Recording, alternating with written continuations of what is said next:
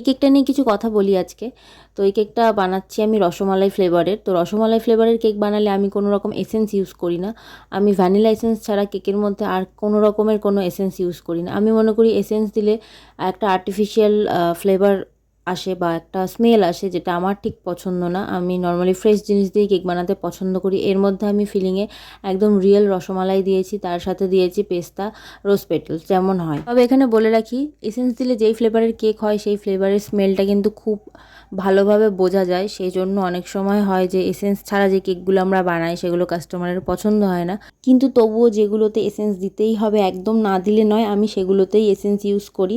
এছাড়া যেগুলোতে দরকার নেই সেগুলোতে আমি শুধু শুধু এসেন্স দিই না, কারণ ওটা তো একটা আর্টিফিশিয়াল ফ্লেভার। সেটা শুধু শুধু কেকের মধ্যে ইউজ করাটা আমার পার্সোনালি পছন্দ না।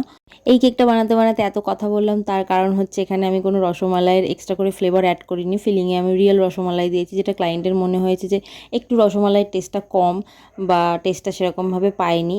এর আগে আমি যতবার রসমালাই কেক বানিয়েছি সব জায়গাতেই আমি ভালো রিভিউ পেয়েছি, এনার এরকম লেগেছে। সেটা নিয়ে আমার বলার কিছু নেই, কারণ সব মানুষের টেস্ট বাট সমান হয় না। হতেই পারে মানুষের কোনোটা ভালো খারাপ লাগতেই পারে। ভালোটা যেমন তোমাদের সাথে শেয়ার করি, তেমন খারাপটাও করলাম। কেকটা কেমন লাগলো সেটা জানিও।